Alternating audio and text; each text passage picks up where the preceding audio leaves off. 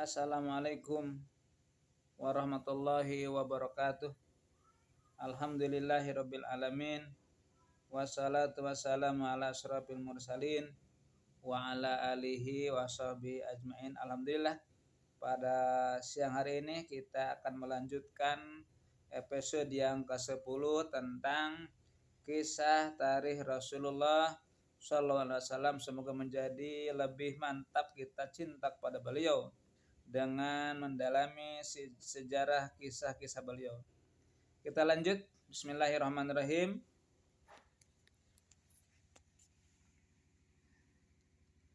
Nomor 22 ya. Idza'u Quraisyin lis-sahabah.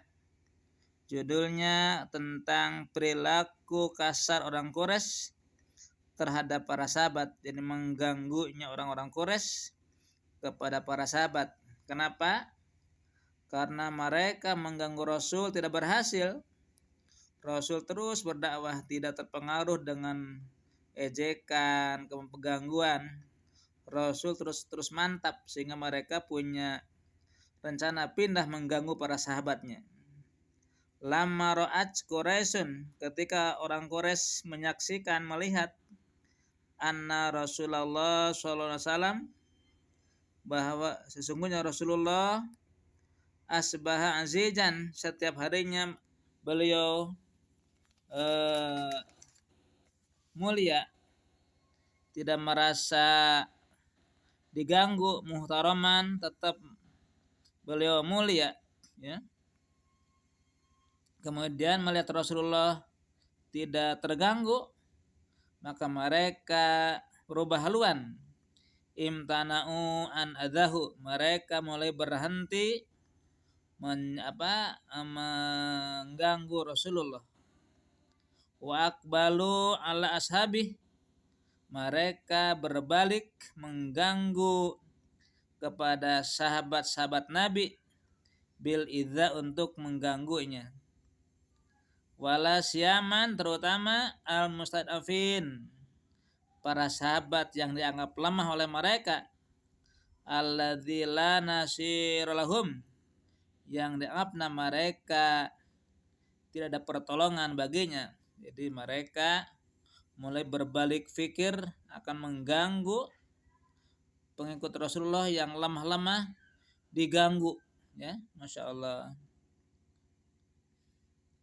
Faqadat kullu qabilatin, mereka setiap kabilah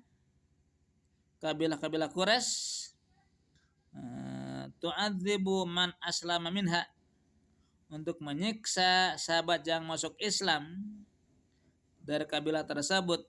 Jadi setiap kabilah menyiksa kepada orang yang masuk Islam.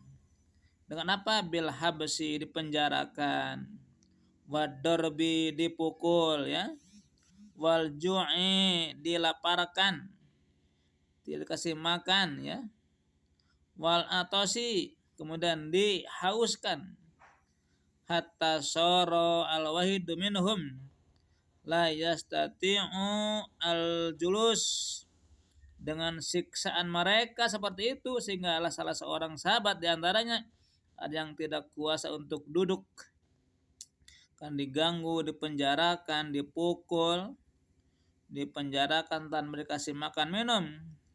Hatta sor al wahid minhum la yastati'u al julus, sehingga di antara sahabat yang disiksa sehingga tidak mampu untuk duduk karena lunglai, karena sakit ya. Wala yadri ma yaqulu, bahkan terkadang mereka tidak tahu apa yang dikatakan sehingga tidak sadar ya. Masya Allah, kan diganggu, disiksa sehingga kata-kata yang tidak nyadar karena pingsannya, karena ganggunya. Masya Allah. Kenapa? Min syiddatil adzab, karena sangat berat disiksa oleh kafir-kafir Quraisy pada waktu itu. Wa mimman, dari sebagian orang, udzibu, yang disiksa, yaitu Bilalun, sahabat Bilal. Di antaranya sahabat Bilal diganggu oleh mereka, disiksa. Kemudian wa Ammar bin Yasir, dan juga sahabat Ammar bin Yasir diganggu, disiksa, masya Allah ya. Wa akhuhu, saudaranya Ammar, wa abuhu, ibunya Ammar, wa ummuhu, dan ibunya Ammar. Ya, masya Allah. Wa Khabbab bin Arat, juga sahabat Khabbab bin Arat disiksa oleh mereka karena gara-gara masuk Islam. Dianggapnya mereka kaum lemah, tidak dapat pertolongan. Masya Allah ya. Kita lanjut. Sini ya. Nah, lanjut ya. Nomor 23.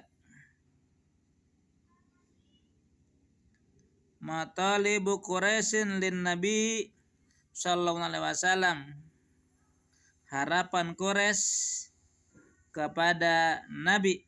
Jadi matalib, harapan-harapan Quraisy terhadap Nabi ya. Lamma ra'at Quraisyun, begitu orang Quraisy menyaksikan, mengalami annal idza, menyiksa, mengganggu, lam yajid naf'an, tidak ada manfaatnya. Mereka berpikir mengganggu Rasul tidak berhasil, tetap tabah. Mengganggu sahabat, tetap mereka tabah imannya. Mereka habis pikir. Orang-orang Quraisy akhirnya mereka berbalik haluan lagi, yaitu apa? Bal zadal muslimin, bahkan dengan siksaan mereka akan menambah pengikut muslim, tidak kurang, terus bertambah, mu'alaf, masyaallah, imanan wa yakinan, bertambah keimanannya, bertambah keyakinannya. Orang-orang Quraisy nggak habis pikir, disiksa Rasulnya, dihina, tetap tabah. Sahabatnya dihina, disiksa, tetap tabah. Bahkan lebih mantap tauhidnya, mantap akidahnya. Sekarang mereka berpikir masya ilar Rasul, mereka datang kepada Rasul sallallahu alaihi wasallam, wa talabu minhu ayyabuda aliyatahum, mengajak damai tentang beribadah. Wa talabu, mereka mengharap, minhu, dari Rasulullah, ayyabuda alihatahum, untuk mengajak ibadah kepada Tuhan-Tuhan mereka. Wa ya'budu ilahahu, mereka berjanji akan beribadah kepada Tuhan Muhammad. Jadi ngajak damai dalam beribadah, ngajak toleransi beragama, itu namanya. Aduh, disiksa tidak berhasil Rasulullah, diajak, dirayu, sahabatnya pun demikian, sehingga punya strategi ketiga adalah kita diajak toleransi beragama. Wahai Muhammad, mari kita damai saja dalam beribadah. Sekali-kali engkau beribadah kepada Tuhan kami, dan sekali-kali aku pun akan ngikutin ibadah kepada Tuhanmu. Ngajak damai, toleransi beragama. Rasulullah terdiam, tidak menjawab ajakan mereka, menunggu wahyu dari Allah ya. Fa'anzalallahu alaihi suratal kafirun.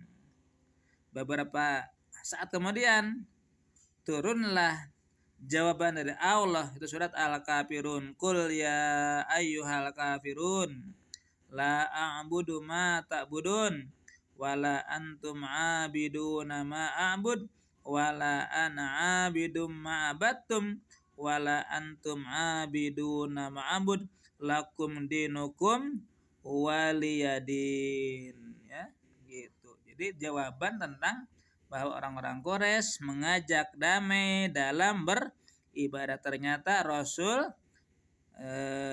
mendapat wahyu untuk menjelaskan, sampaikan wahai Muhammad, ya ayyuhal kafirun, wahai orang-orang kafir, La a'budu ma ta'budun. Aku tidak akan menyembah kepada Tuhan yang kalian sembah, gitu kan? Dan kalian pun tidak akan mau menyembah kepada Tuhan yang aku sembah, Allah. Gitu ya. Sudah begitu, tetap Rasul menolak dengan damai beribadah.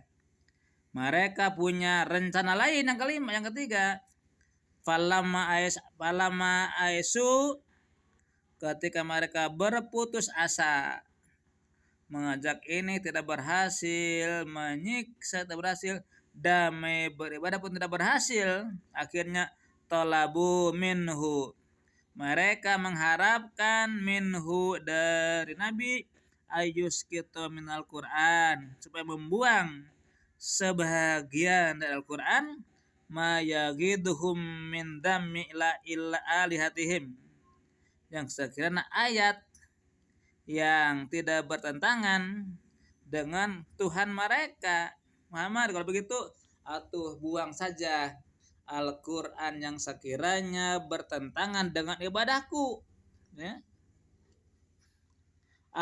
Yubadilahu, atau menggantinya itu ayat tersebut bi Qur'anin akhar, dengan ayat yang lain. Ya, jadi karena Al-Quran tidak sesuai dengan lingkungan, wayahna buang sebagian Muhammad, gitu kan? Nah, itu ajakan mereka kepada Rasulullah, ya. Kita lihat lanjutnya.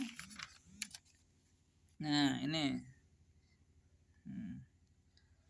Rasul pun tidak menjawab, menunggu wahyu dari Allah. Nah, karena Rasul mah tidak sembarang berkata, wa ma yantiqu anil hawa in huwa illa wahyu yuha, kan gitu ya. Kemudian baru turun fa anzalallahu jawaban lahum, maka Allah menurunkan jawaban untuk mereka. Bagaimana jawabannya? Kul ma yakunu li an ubadillahu min tilqa'i nafsi in attabi'u illa ma yuha ilayya, ya. Wahai Muhammad, jawab dengan tegas, ma yakunu li, aku tidak akan ada an ubadillahu, untuk menggantinya, min tilqa'i nafsi, dengan kemampuan kehendak diriku sendiri. Aku tidak bisa mengganti dengan yang lain sesuai dengan nafsuku. Kenapa? In attabi'u illa ma yuha ilayya, aku tidak mengikuti kecuali dengan apa yang Allah wahyukan kepada aku. Gitu Rasulullah jawab tegas, ya. Disuruh mengganti ayat yang bertentangan dengan lingkungan, Rasul menjawab, kul ma yakunu li an ubadillahu min tilqa'i nafsi, ya, bahwa aku tidak akan menggantinya seayat pun sesuai dengan nafsuku, karena aku tidak mengikuti kecuali apa yang diwahyukan kepadaku dari Allah. Nah, gitu ya. Jadi Rasulullah menjawab apa saja? Menunggu wahyu dari Allah, tidak berdasarkan nafsu atau ucapan sendiri. Demikian, ya. Kajian episode yang ke-10, bahwa kesimpulannya orang-orang Quraisy senantiasa benci kepada Rasulullah. Pertama, mengganggu Rasulullah. Rasul tetap mereka tabah berdakwah. Kemudian pindah tujuan, pindah strategi mereka mengganggu sahabat yang lemah. Kemudian strategi yang ketiga, ngajak damai dalam beribadah bebarengan. Sekali-kali mereka ibadah kepada Allah. Rasul diajak ibadah kepada mereka, Tuhan mereka, tetap tidak berhasil. Yang ketiga, keempat, tolong Muhammad, kalau begitu hilangkan saja ayat yang bertentangan dengan lingkungan kami, dengan tradisi kami. Rasul tetap menjawab, aku tidak akan mengganti satu ayat pun, tetapi aku tidak mengikuti kecuali apa yang Allah wahyukan. Tegas ya. Jadi batasan orang Islam dengan non muslim dalam ibadah tidak bisa dicampur aduk, harus masing-masing ya. Adapun berhubungan bermuamalah sosial ya harus kita baik-baik. Beda agama, mereka sakit, kita tengok. Mereka ada kebutuhan, kita bantu. Bahkan tetangga kita yang non muslim sakit, kelaparan, kita bantu. Nah, itulah sosial kemasyarakatan. Kalau masalah ibadah mah harus masing-masing, tidak bisa dicampur adukkan. Demikian pada episode yang ke-10, mudah-mudahan lebih mantap lagi kita beribadah, meyakini Allahu Ahad, Muhammad Rasulullah, dan bilaulah panutan kita sebagai umat Islam.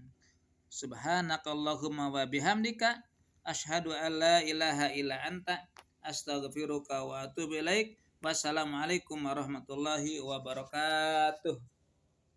Demikian, alhamdulillah.